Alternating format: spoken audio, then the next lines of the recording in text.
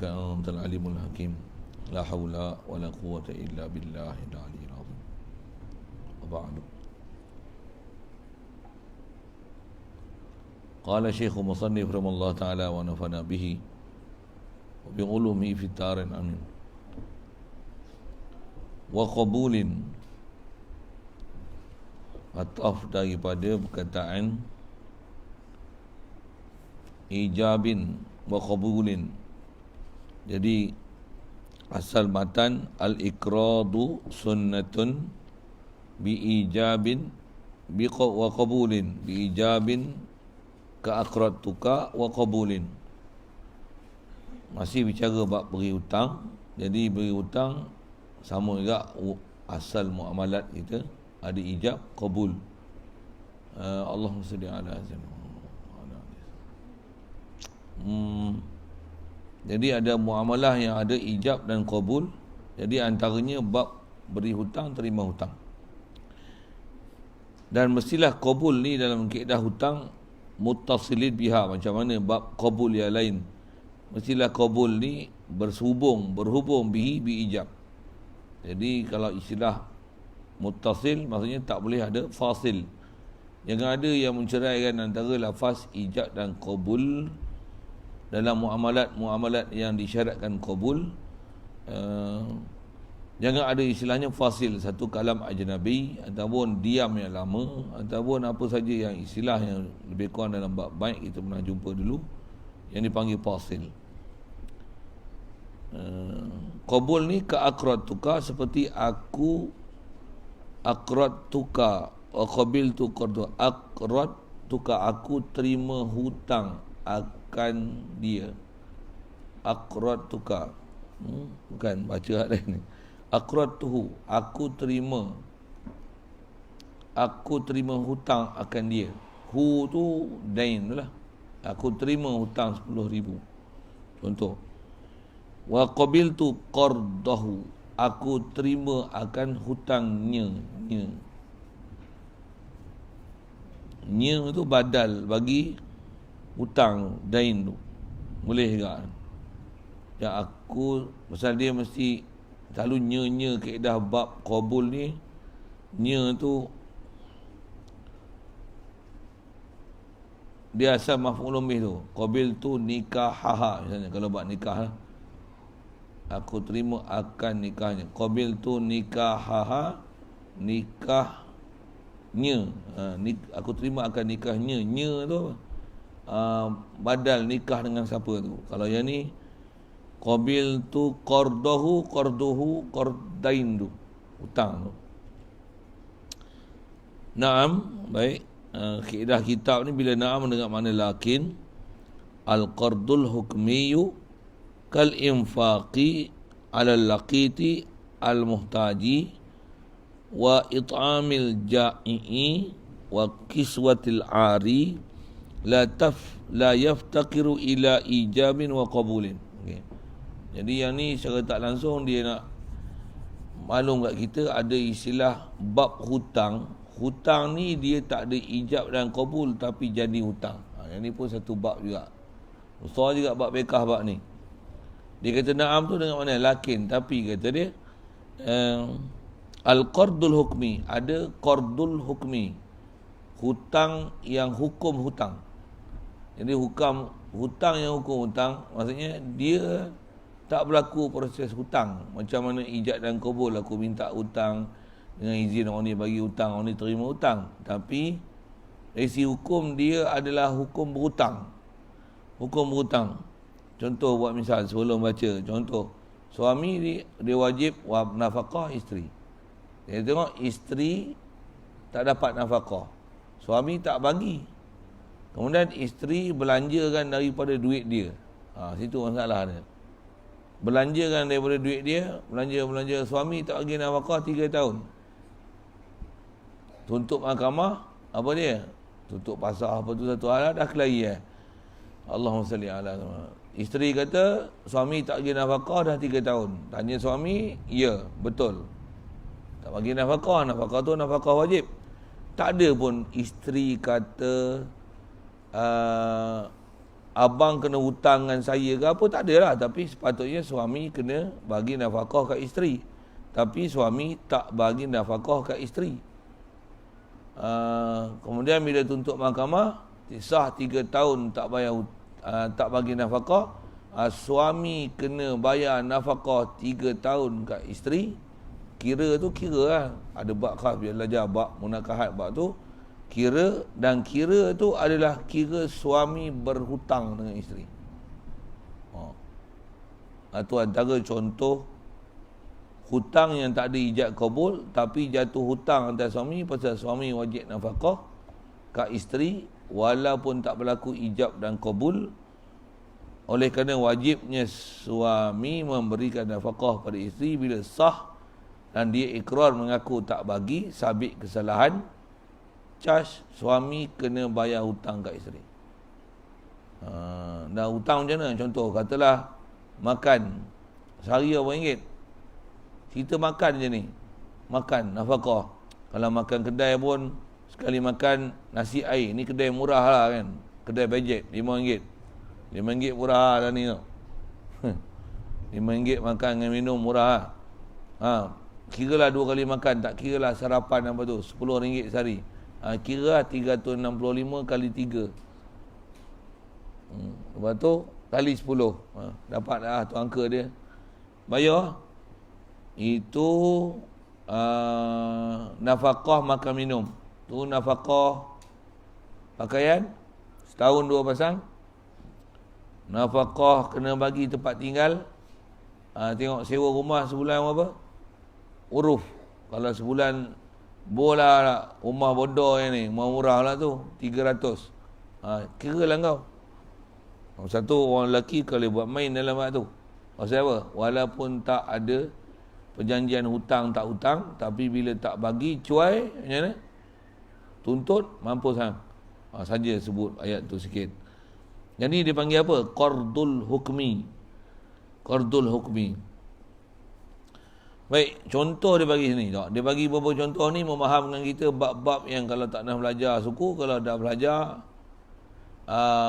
mudah-mudahan memahamkan kita. Rupanya ada bab hutang macam ni. Contoh, kal infaqi alal laqiti al muhtaji, seperti memberi nafkah, maksudnya kita keluarkan belanja di atas laqit. Laqit ni ialah anak-anak, kanak-kanak yang kita jumpa di jalanan, tak diketahui ibu bapa dia, jenuh cari dah tak jumpa. Waktu kita sebagai multaqid, yang orang yang pungut kanak-kanak ni, nisbah agama dia hukum ikut negeri. Kalau negeri kita Malaysia ni umumnya negeri Islam, kanak-kanak tu hukum Islam. Tu tang kanak-kanak. Kemudian siapa nak keluarkan belanja ni? Asalnya siapa pungut? Bukan dia pun wajib belanja lah tu atas kanak-kanak tu. Kalau dia sukarela taklah jadi hutang. Taklah jadi hutang. Allahumma salli ala Muhammad. Jadi kalau dia infak ala laqit pula al-muhtaji, yang berhajat. Maksudnya memang tak ada harta benda bersama dengan dia untuk dijadikan nafkah untuk menyara kanak-kanak ni. Pula tu orang tu pula dia beri makan tu memang tak dapat tidak, kedak matilah kanak-kanak ni kalau tak bagi makan kan. Jadi istilahnya tu doruri atas dia, terpaksa dia bagi makan. Kalau dia kaya, dia tatawak, selesai masalah. Tapi kalau dia tak kaya, tapi dia nak bela budak-budak, kanak-kanak ni pun terpaksa berhutang dan sebagainya. Okey, hutang. Allahumma salli ala Muhammad. Bila hutang, sampai 5 tahun tak tengok, jumpa bapak dia tuntut. Macam? Semua ingat saya kalau bab laqit ni, dia kena maklum pada qadi. Yang ni tak apa ingat juga. Pasal kanak-kanak yang kalau kita pungut, kata pasal domik dalam kitab, dia kata macam ni, kalau bersama kanak-kanak tu ada rantai emas, ada gelang emas, siap tulis lagi surat bawah kanak-kanak tu, kata dia, tolonglah siapa-siapa yang mengambil kanak-kanak ni, jadikan barang kemas ni sebagai perbelanjaan untuk membesarkan kanak-kanak ni. Tu pun rantai emas kalau jual pun RM5,000, RM10,000 cukup kan, nak ambil besar panjang weh. Tidak tak cukup. Macam mana pun kaedahnya kena saksikan kat hakim Pasal hakim lah kalau ikut orang yang wajib bagi nafkah dia. Kalau dia nak guna harta dia dulu, bila dia nak belanja atas lakit, dia kena maklum dengan qadi. Qadi, saya bela kanak-kanak ni, yang saya dahulukan guna harta saya untuk saya keluarkan belanja yang saya, bila tanggung dia ni, saya kena bagi makan minum dia. Saya bagi makan atas nama saya bagi hutang kat dia. Jadi kalau dia besar esok dia kaya macam ni. Anak dia bukan boleh binti dia. Sebab anak-anak pungut. Untuk esok kalau dia kaya, memang tetap dia anak orang. Lepas tu, semua belanja dah orang tu bagi makan macam mana. Kalau suka rela, tak ada masalah. Tapi kalau dia bersaksi atas kata dia bagi hutang, bagi dia atas jalan hutang, ada hak untuk Allahumma salli ala orang yang beri makan pada kanak-kanak ni untuk tuntut pada kanak-kanak tu sendiri. Kalau kanak-kanak tu sendiri memang boleh bayar apa. Kalau jumpa mak bapak dia kena tanggung. Cuma seingat saya dalam bab tu dia kena saksi dekat mahkamah. Saksi apa? Saksi dia tak ada duit, tapi katalah mahkamah suruh bela juga. Asalnya kalau kanak-kanak ni kita jumpa, kita miskin, duit tak ada, kita serah kat pejabat agama. Pejabat agama nanti dia akan cari siapa orang kaya dalam negeri yang sanggup bela dan nafkah sukarela, percuma, tatawuk pada kanak-kanak ni. Bagi sukarela, tak ada jadi hutang. Jadi kalau nak buat jadi hutang macam mana? Kita kena maklum kat qadi. Pasal khas belajar dalam bab nafkah kanak-kanak laqit ni. Allahumma salli ala apa nak sebut? Nafkah pada kanak-kanak laqit ni bukan saja laqit, bahkan kalau mati bapak, orang yang wajib nafkah tok wan tak ada, orang yang diwasiat. Kalau orang yang diwasiat tak ada, siapa pun tak ada, nanti kewajipan atas mak. Dan mak pun katalah duit tak ada. Kalau kanak-kanak ni ada harta apa, orang yang kena jaga harta amanah kanak-kanak ni, anak-anak yatim lah tu, katalah dapat duit sumbangan dan sebagainya, waliul mal bagi kanak-kanak ni adalah qadi. Ni tertib fiqh kita lah. Yang ni pun ada pelajaran dia, cuma pelajaran tu ke depan semua. Nak sebut siapa wajib nafkah tu. Satu dia kait infak alal laqitil muhtaji. Laqit yang muhtaj. Maksudnya kanak-kanak yang dipungut yang memang dia berhajatkan kepada perbelanjaan untuk membesarkan dia. Jadi mafhum daripada dia, kalau laqit yang tak muhtaj, yang tak berhajat pada perbelanjaan, mungkin kerana bersama dengan kanak-kanak yang dijumpai tu barang kemas, duit, harta karun, buah pilah bahasa gitu, maka dia bela gunakan duit yang dijumpai bersama kanak-kanak, maka tak adalah hukum hutang bersama dengan kanak-kanak yang dipungut tu. Siap. Satu masalah lagi. Wa it'amil ja'i, dan juga beri makan ja'i, orang yang lapar. Yang ni kita lepas belajar itu mengenai bagi makan orang lapar. Ada masalah tu kan. Jadi macam mana yang qaul muktamad, apa disebut itu? Yang qaul muktamad kalau ikut jadi hutang kan atas orang yang diberi makan kan. Pasal tak bagi makan mati pelihara nyawa, wajib. Jadi wajib bagi makan. Jadi wajib bagi makan tu adakah free? Tak. Muktamad kata tak. Okey, itu yang disebut infak it'ami ja'i.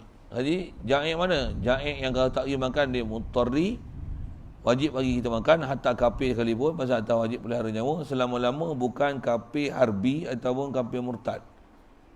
Kalau nisbah binatang pun sama. Binatang yang syarat dia hayawan muhtaram, bukan binatang yang disuruh bunuh. Kalau babi, anjing gila, ular sawa, ular tedung sela, tu kita bela, jenuh bela tu, bela rimau, bela singa, tu tak disuruh kita bela.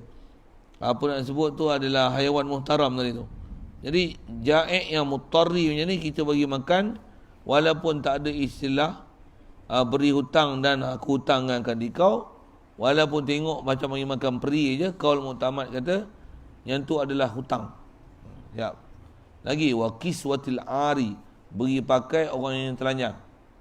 Dia keluar pada hutan mana tu ataupun jin lepaskan daripada tempat persembunyian jin, lepas dia tu telanjang bulat, untuk macam mana? Kita pun bagi pakaikan dia, bagi kain baru lah tu, kain batik untuk perempuan ni. Kain pelekat apa sebagainya, baju, seluar, kopiah apa semua bagi. Memang bagi, takkan nak bagi duduk telanjang. Untuk macam mana? Pakaian tu hukum hutang dah ni. Asal hukum hutang.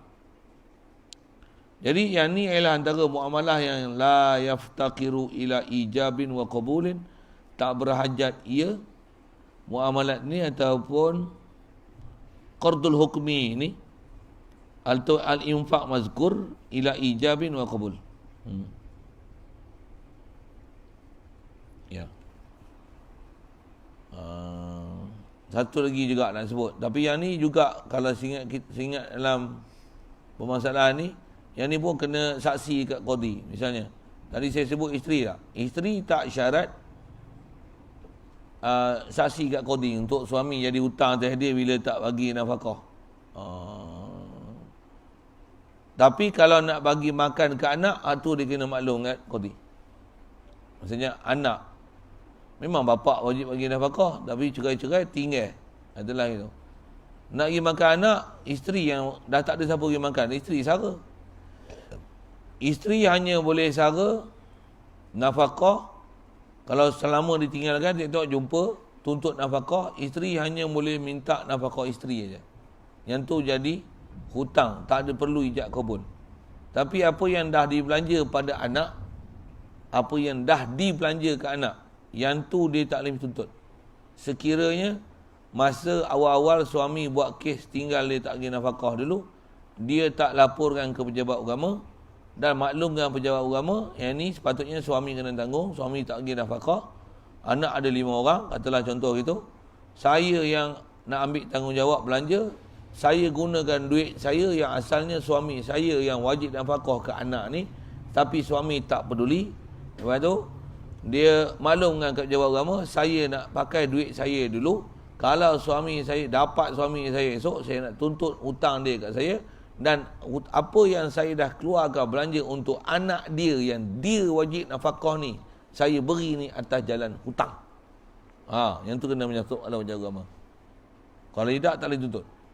Kalau tidak, istilah dia data awak. Memanglah mak takkan nak bagi anak lapar kan. Tapi kalau faham dengan ilmu ni, faham ni, pengetahuan ni, maksudnya isteri ada hak dia. Bila pasti suami pun memang dia tahu panggil, minta talak apa, katalah minta cerai apa, minta duit tak bagi, buat dek gitu ya, gantung tak bertali. Maklum ke pejabat agama siap. Kat isteri punya nak tuntut nafkah tu tak payah maklum apa-apa. Dia memang sabit kesalahan tak bagi nafkah, sejak bila sampai bila keluar mahkamah arahan memang kena bayar. Tapi untuk anak, isteri mesti maklum kat pejabat agama, saya keluarkan belanja ni untuk anak saya atas jalan hutang. Saya dulukan duit pendapatan saya untuk saya belanja yang pada anak-anak ni, sedangkan nafkah tu wajib atas dia. Yang tu dia kena maklum. Jadi bila tuntut mahkamah esok, siaplah kau untuk laki, oi, bayarlah kau. Bila dah tuntut juga, katalah tuntut, lepas tu tuntut belanja nafkah dengan sebab tu, katalah anak tu tak tuntut, baik sekarang sabit cerai katalah sebagainya, nafkah isteri boleh tuntut. Isteri boleh tuntut tuntutan lain pula. Macam ni, apa dia? Anak ni semua anak kau, bin kau, memang anak aku juga, tapi hukum nafkah wajib atas kau, memang anak aku yang beranakkan dia. Tapi benih daripada kau yang wajib nafkah, aku nak minta 5 orang ni, apa dia? Pampers berapa duit sebulan? Nombor 5, nombor 4 pakai pampers lagi. Nombor 3, nombor 2, nombor 1 ni duit susu, duit makan minum. Lagi duit mengasuh, nursery. Kalau hantar nursery berapa ringgit seorang? Ni duit nursery upah. Aku lagi layak untuk jadi nursery dia pasal aku mak dia. Dengar ni. Aku mak dia. Isteri boleh minta, saya nak ambil hak nursery tu. Quran sebut macam mana? Wa 'alal mauludi lahu rizquhunna wa kiswatuhunna bil ma'ruf. Mauludi lahu tu suami kena bagi nafkah ke anak. Wal murdiatu aula, wal murdiatu yurdi'na auladahunna haulaini kamilaini liman arada an yutimma ar-radha'a wa 'alal mauludi lahu rizquhunna wa kiswatuhunna bil ma'ruf.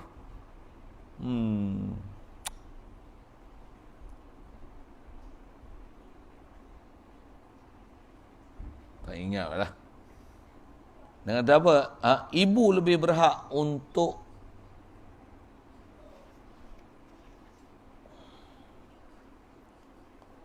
memelihara anak dia. Untuk memelihara anak dia dan ambil upah nursery. Boleh? Faham saya buat apa? Boleh? Memang kalau mak tu, kalau ikut dari sisi hukum, boleh dia tak peduli dengan anak dia, bapa objek nafkah, untuk siapa nak ngasuh anak ni? Kau pandai cari orang gaji bela anak kau. Isteri ni dia ada hak untuk dia tinggal dengan anak tu, lepas tu kalau dia nak kahwin, dia kahwin, dan memang dengan dia kahwin gugur hak hadonah dia, hak dia mengasuh anak. Pasal dia ada suami baru dan dia kata dapat anak, ada tanggungjawab dia kena jaga anak suami itu, suami itu pula tanggungjawab dengan dia, dengan anak dia. Komitmen besar dia dengan suami, dengan anak yang hasil dapat pada suami itu lebih besar daripada yang ni memang anak dia, tapi suami dulu bengap, tak keluar belanja apa-apa, dia boleh tinggal, suami lah pandai-pandai cari orang untuk menjaga anak dia. Dengar ayat tu macam bagi orang perempuan tak peduli sikit ke anak dia. Tak, nak menunjukkan apa tanggungjawab yang orang lelaki kena buat. Orang lelaki bukan senang tau. Tapi orang lelaki zaman ni banyak buat senang je, selamba je. Kepala otak dia kan, pergi puasa gitu. Ni punca tak mengaji . Itu yang jadi masalah tu. Dia memburukkan profil orang jantan. Kalau orang lelaki semua tanggungjawab macam ni lah, agak-agak macam mana? Kalau orang lelaki nak kahwin satu lagi, agak-agak orang perempuan bagi tak? Dia bagi, ambil. Pasal apa? Dia ambil tanggungjawab semua. Dia ambil orang perempuan tu, dengan anak-anak yatim semua dia bela. Tak ada siapa pun nak marah. Tapi yang masalah sekarang macam mana? Yang bini betul pun dia tak boleh. Nafkah pun dia tak bagi. Tinggal gitu aja, menikah lain pula tu. Yang ni tinggal terkonten-konten menggantung tak bertali. Ni orang ni terdapat kata lepuk. Bagi hantam dia elok. Merosakkan apa? Kita punya genetik orang jantan kan. Pergi puasa gitu. Merosakkan nama baik kita. Yang buat perangai orang pondok lah tu. Yang tu memang kalau aku dapat aku belasah. Pasal dalam kitab siap tertib satu-satu . Saya sebut ni saya bukan untuk apa istilahnya resis pada nak konon dapat simpati orang perempuan. Tak, memang agama kita memang beri simpati besar tu ke orang perempuan. Quran sebut apa? Ar-rijalu qawwamuna 'ala nisa. Orang lelaki ni dia qawwamun, dia lah orang yang ambil tanggungjawab ke atas nisa. Pasal apa tu? Bima faddalallahu ala ba'dihim, wa bima anfaqu min amwalihim, bima faddalallahu ba'dahum ala ba'd, wa bima anfaqu min amwalihim. Dengan sebab ada kelebihan orang lelaki ni, masa orang lelaki ni sihat, kuat, apa seumpama tu, cari nafkah. Dan antara orang lelaki ni tanggungjawab besar pasal apa? Wa bima anfaqu min amwalihim, dengan sebab apa yang orang lelaki tanggungjawab dia untuk belanja daripada harta orang lelaki untuk tanggung orang perempuan, isteri dia dan anak-anak dia. Satu dia ar-rijal qawwamuna 'ala nisa. Satu ada hukum syarak yang isteri syurga dia di bawah tapak kaki suami, istilah gitu. Sebelum kahwin dia bawah mak ayah dia. Tapi bila kahwin tukar geran. Pasal apa tukar geran itu? Pasal ada orang yang ambil tanggungjawab lagi besar daripada mak ayah dia selepas dia kahwin. Satu dia kena bagi tanggungjawab lebih besar daripada mak ayah dia. Kalau suami kata tak balik lah kau. Suami kata tak boleh balik kampung, tak balik kampung lah kau. Suami kata tingkat atas, ada tingkat atas, tingkat bawah. Kalau ada tingkat atas, jangan turun bawah sama sekali. Nak naik, kau nak makan, semua aku ada orang gaji nak hantar makanan kau. Kau tak boleh turun walaupun setapak. Tu besar tanggungjawab isteri kat suami. Suami mana ni? Suami yang kita duk cerita tunai tanggungjawab ni. Jadi asal nak bicara, nak bagi hutang kat anak-anak tu, jadi maklum kat qadi. Jadi kalau dia tak maklum kat qadi, dia hanya boleh tuntut nafkah isteri ke suami, yang suami ke isteri yang suami tak bayar tu, yang tu dia boleh tuntut. Apa yang dia dah bagi ke anak dia, itu tak boleh. Pasal dia tak maklum dulu. dekat pejabat agama. Kak isteri boleh lepas pada itu, baru boleh tuntut. Saya nak sekarang anak ni, pasal dia yang wajib nafkah. Tuntut semua. Apa dia? Nursery apa. Katalah purata seorang bolehlah 300. Pampers, nursery, makan minum, tu nursery siang, nursery malam lagi. Borong je lah. Kan? Seorang 300. 5 orang 1,500. Bukan untuk aku, untuk anak-anak, dan bayar upah aku bela dia. Memang aku mak dia. Kalau bagi kat orang lain, bagi kat Indon bela okey tak? Kena bayar banyak mana agak-agak kalau 5 orang. Kalau tu agak-agak dia sepak dah anak kau. Ni anak aku tau. Tapi nafkah wajib atas kau tau. Aku bela, takkan aku bela macam Indon bela. Dengar elok ni, aku nak bela anak kau ni. Aku bela yang kasih sayang. Kau kena bayar nafkah kat aku. Bukan nafkah pasal atas suami, pasal atas isteri. Nafkah atas aku ni, mak dia yang lagi berhak untuk mengasuh dia, kau kena bayar kat dia nafkah. Tapi aku lagi berhak untuk mengasuh dia, aku berhak untuk minta bayaran tu daripada kau. Ni laki kelahi dengan tok laki ni main. Satu orang perempuan khidmat kat suami ni, banyak terima kasih lah. Satu esok jangan buat silap je sikit, bini penampar jangan buat gitu. Tampar balik lagi tu. Siapa buat perangai tu aku terajar. Kami dulu kat pondok memang tu jumpa je mana hak menikah ni, budak-budak pondok yang tak berjenis ni. Dapat je tahu kami dapat basah, bagi tu cukup. Tu brainwash betul-betul. Warning siap, kau jangan buat perangai ni, jangan buruk rekod kami, nak cerai-cerai betul-betul. Ada. Antaranya saya tak recommend lah, orang lain recommend kan, tapi grup-grup kami lah masa dulu. Kelahi betul. Balon. Saya tak balon lah, orang lain lah tolong balon. Balon mana? Balon hak jantan tu. Kau mau macam ni, rosakkan nama pondok tak? Perempuan bagi kau semua serik kau tu. Tapi itulah, tak main-main lah pondok. Tapi sekurang-kurangnya dia ambil tanggungjawab pada anak dia yang dulu bini pun tak peduli, anak pun tak peduli. Sekarang dia bagi nafkah kat anak dia. Asyik baik je lah. Ada juga satu pembaruan.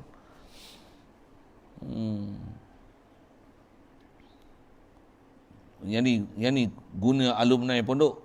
Ini mana bukan-bukan pondok, yang ni kau jangan buat buruk rekod di kalangan kami.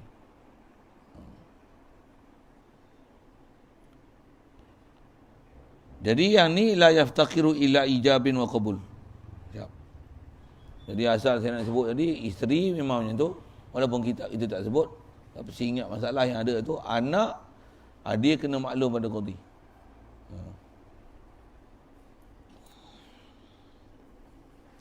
Wa minhu amara ghairahu bi'ita'i malihi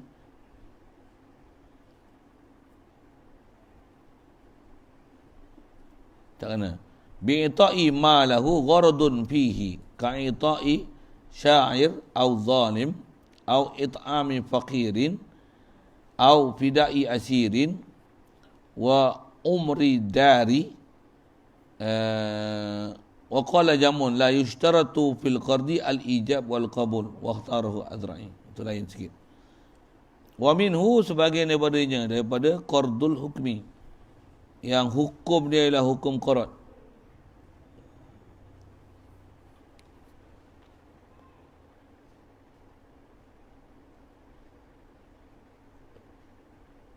Ya.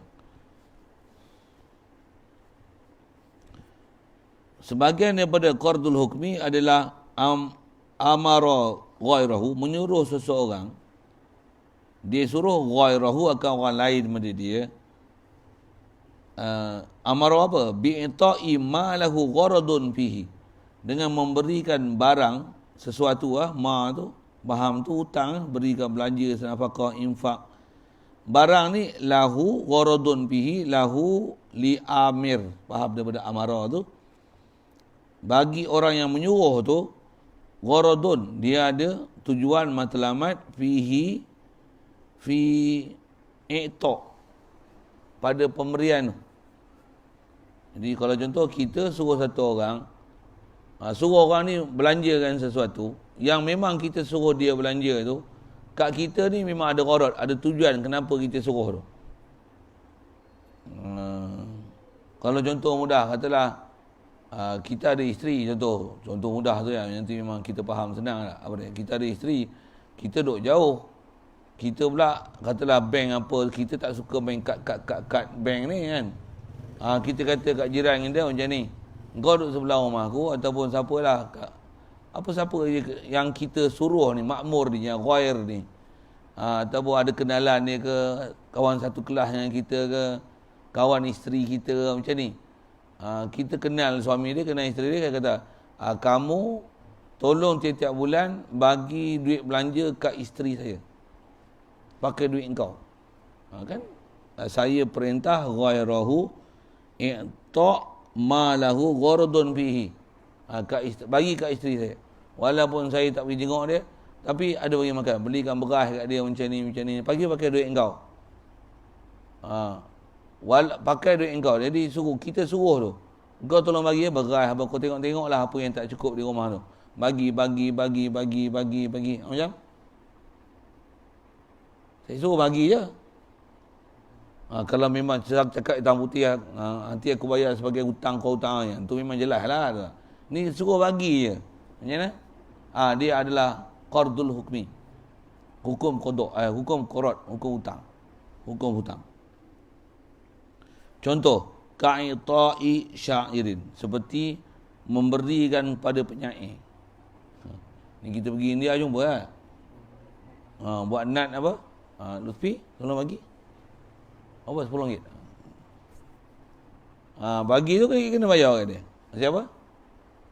Ataupun kita nak suruh apa? Nasyid. Mana boleh nasyid aja. Bagi dia RM10. Nasyid. Jadi, pasal apa? Kita suka dengan suara dia nasyid. Katalah gitu, kita suruh bagi RM10 tu, i'ta'u syair, faham tu? Qari, munsyid. Apa lagi?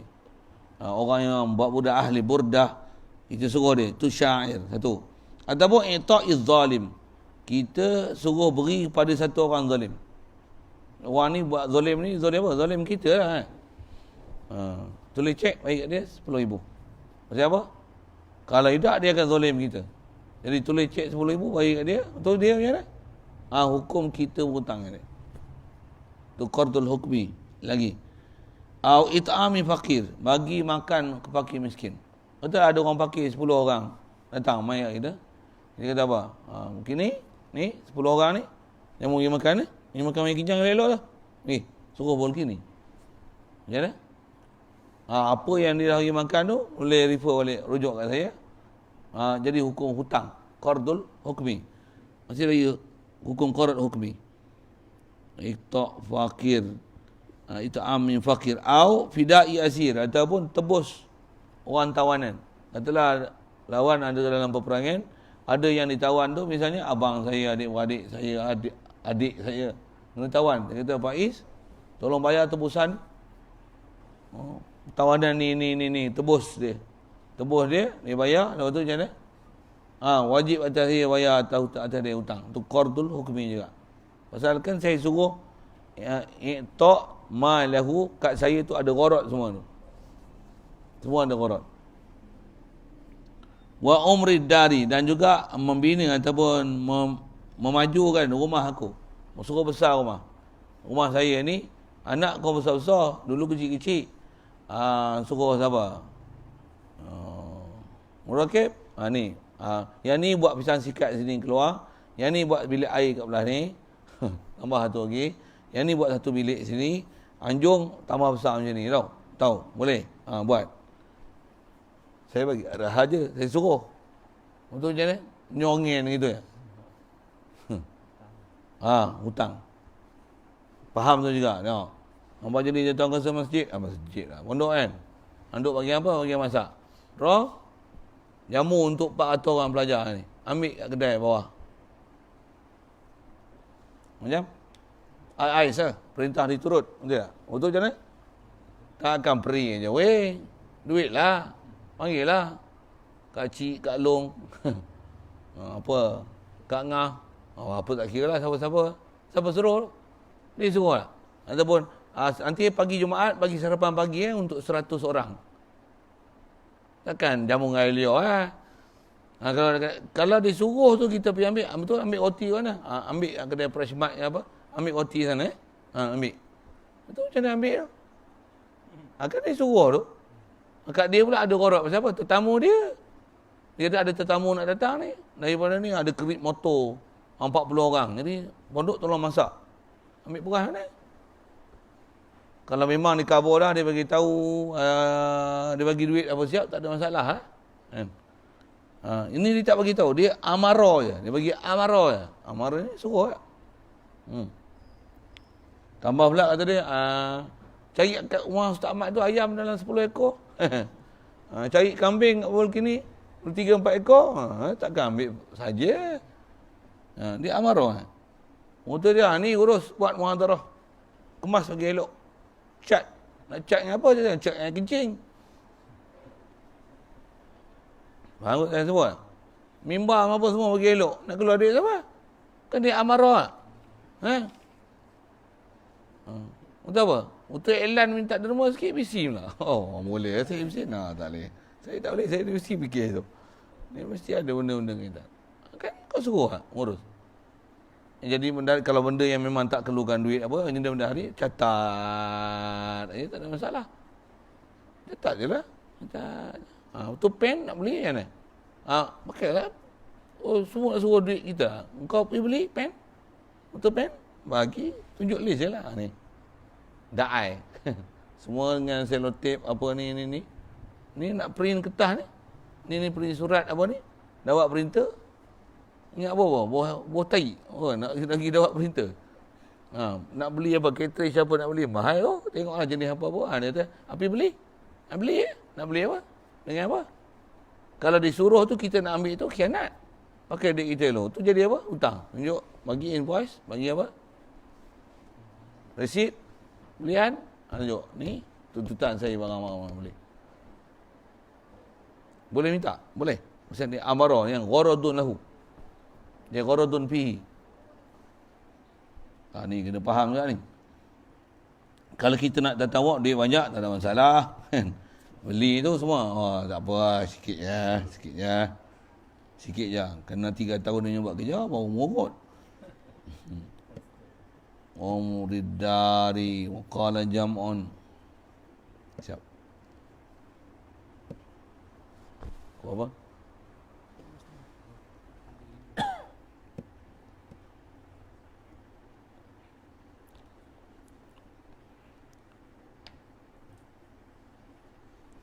Habis pendapat tu, asal kita ijab qabul.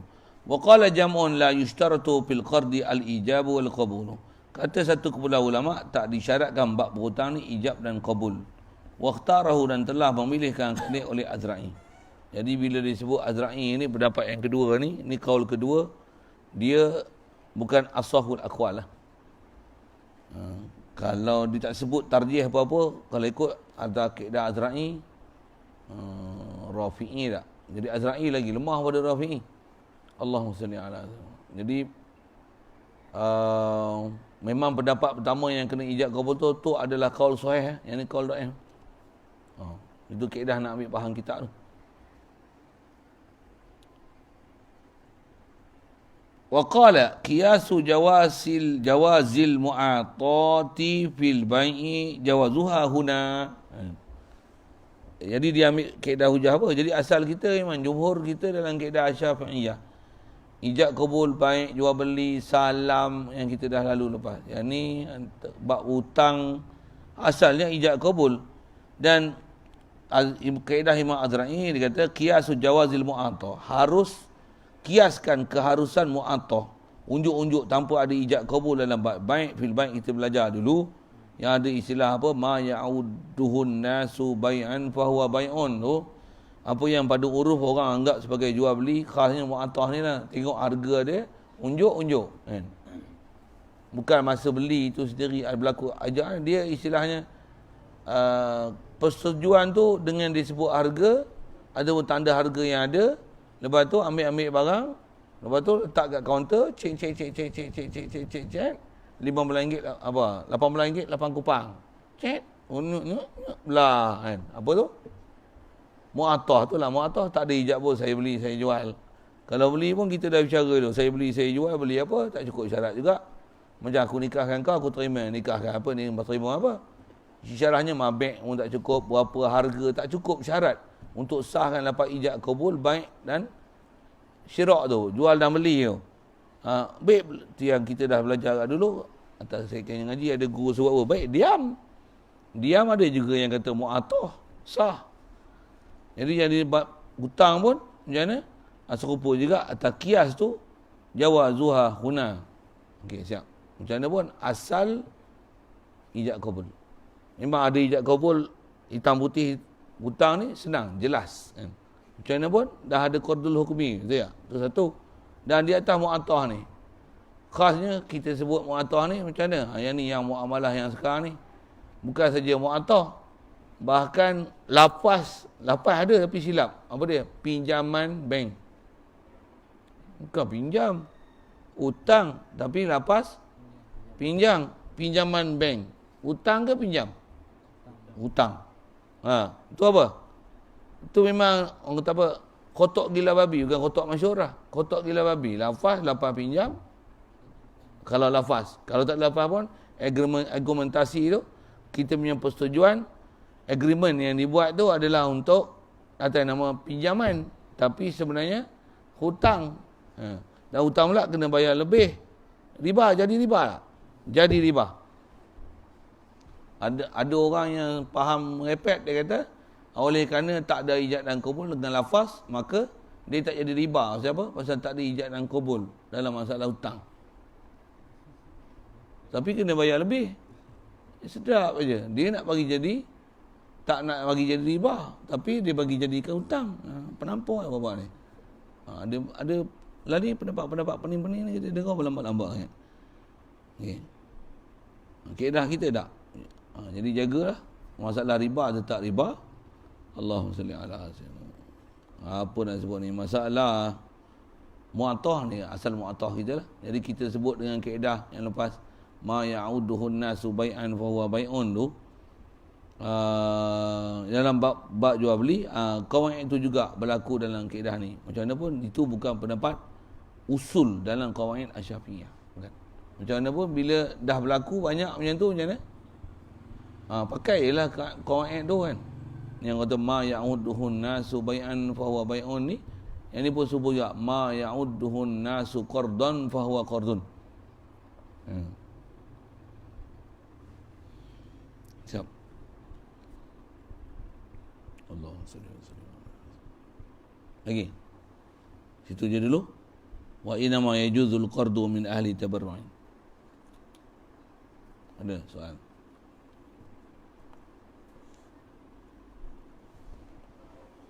Ni yang kata baca bertumuin best ni ada. Satu. Kita faham tu sedap. Allahu akbar. Bismillahirrahmanirrahim. Allahumma nawwir qulubana min nur hidayatika kama nawwartal arda min nur syamsika wa abada bi rahmatika ya arhamar rahimin. Warzuqna fahman nabiyyin wa hifdzal mursalin wa ilhamal malaikatil muqarrabin wa sallim tasliman ala jamil anbiya'i wal mursalin walhamdulillah. اللهم صل أفضل صلاتنا على أسد مخلوقاتك سيدنا محمد وعلى آله وصحبه وسلم عدد معلوماتك ومداد كلماتك كلما ذكرك ذاكر وغفل عن ذكرك الغافلون. اللهم صل أفضل صلاتنا على أسد مخلوقاتك سيدنا محمد وعلى آله وصحبه وسلم عدد معلوماتك ومداد كلماتك كلما ذكرك ذاكر وغفل عن ذكرك الغافلون.